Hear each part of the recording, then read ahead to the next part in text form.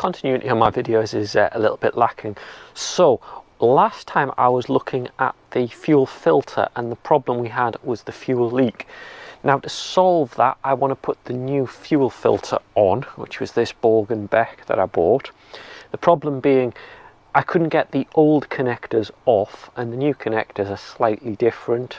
There is a union that you're supposed to keep from the old one, but that's all seized and horrible. So I think what I'm going to have to do is recreate the way that the pipes work up to this filter.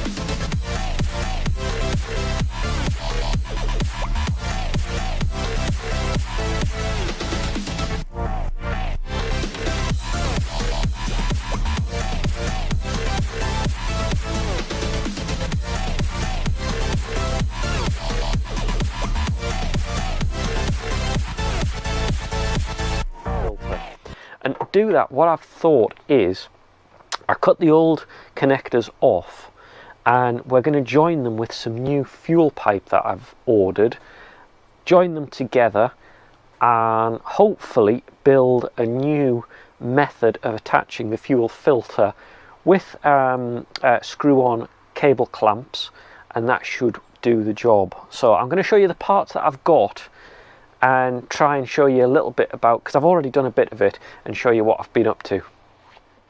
On my incredibly busy bench with my cup of tea, I'm working on this, which is 8mm fuel standard pipe. So it's reinforced as well, you can see that.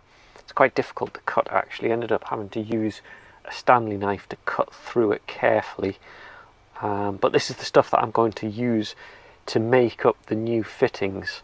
What I've also got is some of these barb couplers, a couple of right angle barb couplers, but I've also got some of these. I've got this new set of crimp pliers and a load of these crimp fittings.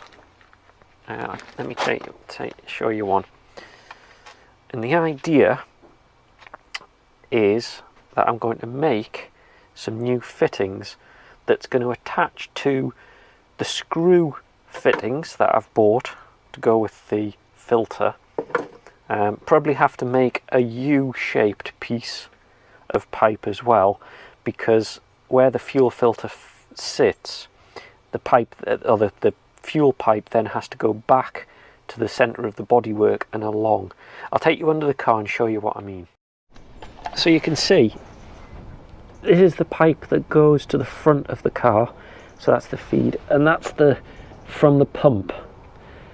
Now the idea is I'm going to put one of those barb couplers onto there, crimp it on, one onto there, crimp it on, but you see how where the filter sits up there, filter sits in there. Whether that clamp is going to hold it or not, I'm not sure, but it has to kind of do a U-turn on this pipe. So I'm thinking of actually making, because there's a little bit of space here, an angled joint that's going to take it back so that the pipe isn't getting bent and almost crushed on itself.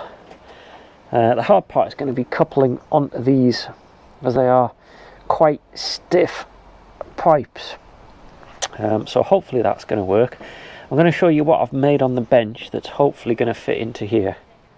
You can see the progress I've made. This is my angular joint. That's the screw fitting that goes onto the fuel filter. And what I've done is, on that one, I've used a screw hose clamp, because the idea is that one, you unscrew, take it off, and you can take that fitting along with the fuel filter. So if that gets stuck, you're not permanently clamped, whereas the rest are using these crimp connectors, which you get the idea. You kind of do that, crimp them, and as you crimp them they tighten around the fitting. These are my right angles. A little bit of soapy water as Chris Fix would say, to join it on to the connector. And now what I'm going to do is, this is a longer piece because this then doubles back over the filter itself, and back onto the existing pipe, which will then head towards the engine bay. I'll just put one of those on, and then that's going to fit over like that. So I'm going to do that one, and I'll show you that.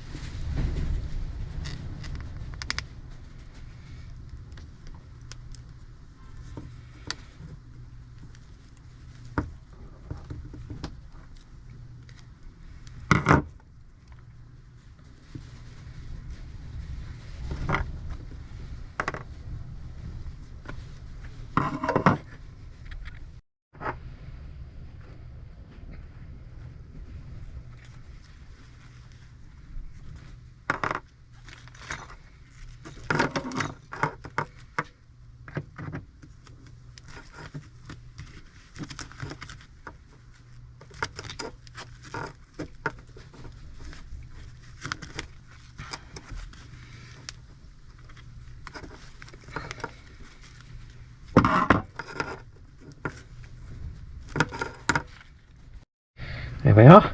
May not look the prettiest, but that's a pretty solid piece of pipeline, and that means that we can take that on and off from the fuel filter, because it obviously spins on and off, and you can see that kind of returns back over, and that's going to be the one that goes to the front of the car, which is feeding the engine with fuel, and this comes from the fuel pump, or the in-tank pump.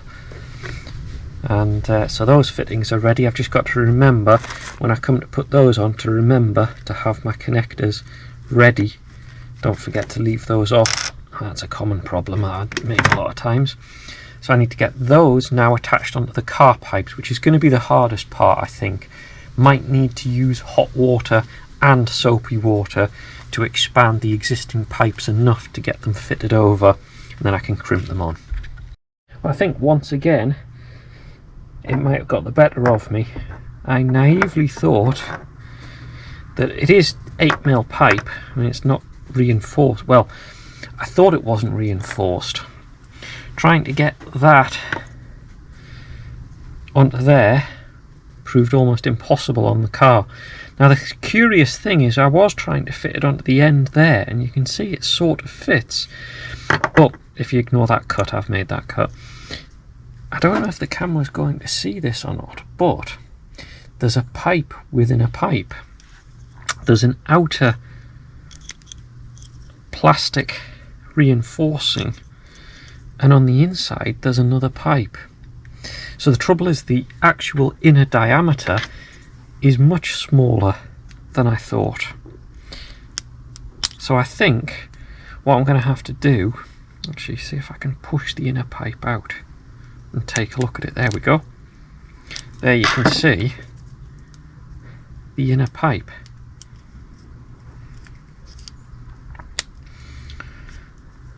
So that's the problem that I've got. It's actually a much narrower pipe on the inside. So I think what I might need to do is take off this end and get a size reducing barb, just to go down one more size to have any hope of getting it into this. The trouble is it's also very brittle plastic, so it is going to be a real challenge, but I think to give me half a chance I'm going to need to reduce, well, by quite a bit. So I think that's about all I'm going to be able to do for this time until I can buy some size reducing barbs.